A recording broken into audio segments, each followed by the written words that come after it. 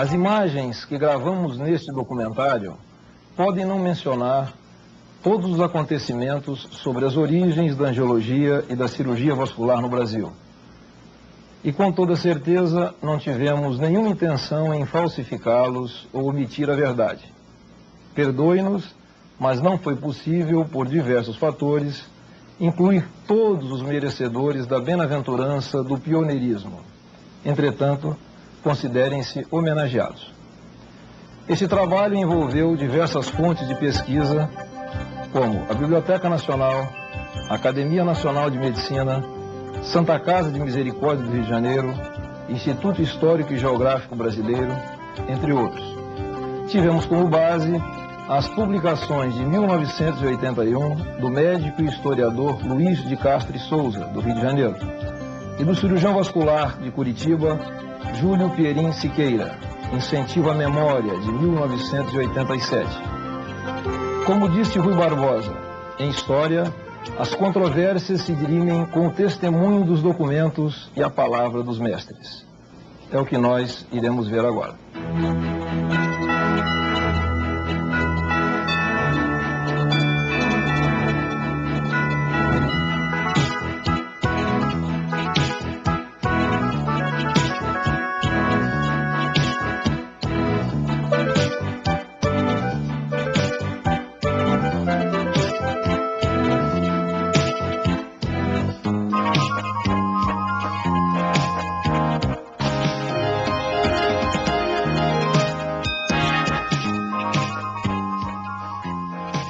Esse projeto que a Regional do Rio de Janeiro, da Sociedade Brasileira de Angiologia e Cirurgia Vascular, traz agora de resgate da memória dessa sociedade que já tem mais de 40 anos, representa o coroamento do esforço de todo um grupo que vem levantando essa sociedade, que vem trazendo ideias novas para a sociedade e nunca esquecendo das tradições dessa mesma sociedade. Esse resgate da memória que hoje é um pouco desconhecido, uma história que poucas pessoas conhecem, é de fundamental importância para que as gerações futuras possam conhecer quem fez esta sociedade, quem continua fazendo e certamente, seguindo esse exemplo, continuarão fazendo esta sociedade cada vez maior e melhor. Como escreveu Luiz de Castro e Souza a Bibliografia Brasileira de Cirurgia Vascular, poderemos iniciá-la no Brasil colonial de Dom João VI, com a publicação do livro Memórias Filosóficas e Práticas sobre o Aneurisma e Ligadura das Artérias, de autoria de Jean-Pierre Monnoir, que foi traduzido por José Soares de Castro, cirurgião-mor do Hospital Militar e lente de anatomia da Academia Médico-Cirúrgica da Bahia, em 1815. Luiz da Cunha Feijó publica sua tese de doutoramento, Considerações sobre os aneurismas da aorta e o novo processo para a ligadura dessa artéria e das ilíacas, primitiva, interna e externa, no Rio de Janeiro, em 1839.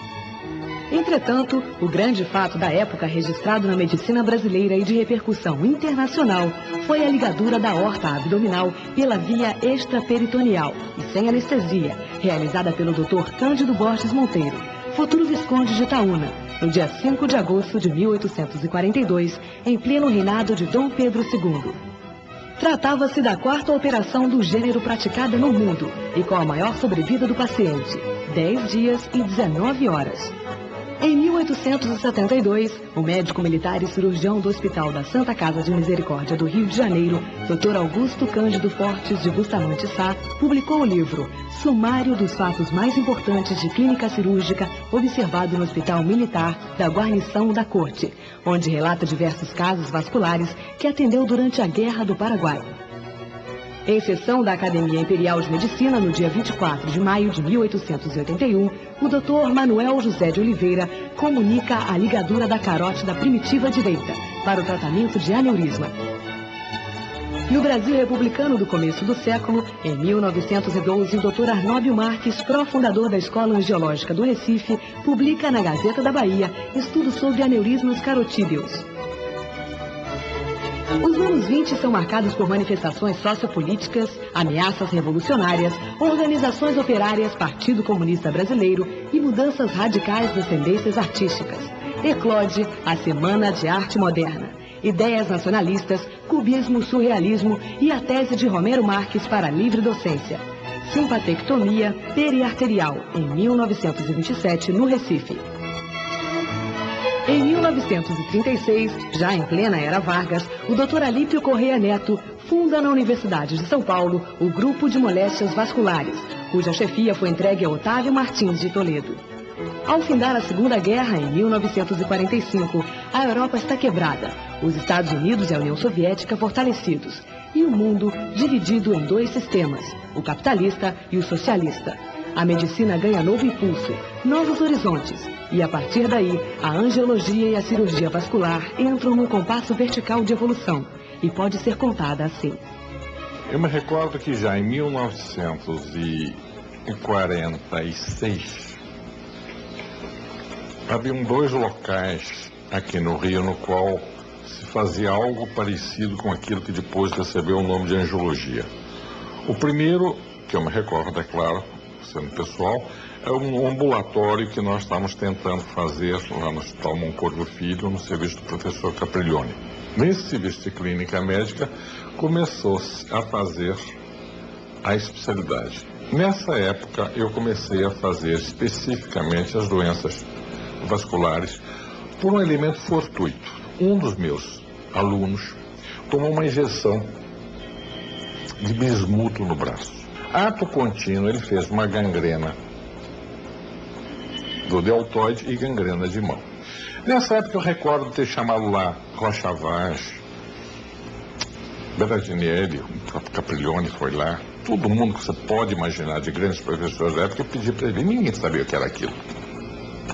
O resultado é que o tratamento foi feito à medida do que era possível, com analgésicos, por aí foi, até que o rapaz não perdeu o braço, mas perdeu 3 dedos. Esse menino chamava-se Adesso Cavalcante. Isso foi em 1946. 46. Daí em diante, quando havia algum doente que tinha qualquer doença parecida, gangrenas, mandava, vai procurar o Duque que ele entende disso. Eu não entendia nada. Mas como eu tinha ficado um mês inteiro tratando de eu comecei a dominar uma droga, que era a única droga que existia naquela época, que quem introduziu no Rio de Janeiro fui eu, que era a papaverina. Diga-se de passagem, que havia um professor famoso, grande professor de farmacologia da Praia Vermelha, que eu fui conversar com ele a respeito do fato de estar usando intraarterial. Até intraarterial eu já tentei, o braço do Adesso estava perdendo, então eu tentei o diabo. E perguntei a ele, eu posso injetar 10 centigramas de papaverina na artéria? Ele diz o professor, menino, estás usando um remédio de atividade duvidosa e perigo certo. Eu morri de medo, mas continuei usando. Felizmente a coisa não se confirmou, o diagnóstico dele. Depois disso, então, comecei eu a virar o tratador de vasos do Moncorvo. Até que a coisa foi engrenando nessa altura dos acontecimentos, e eu procurei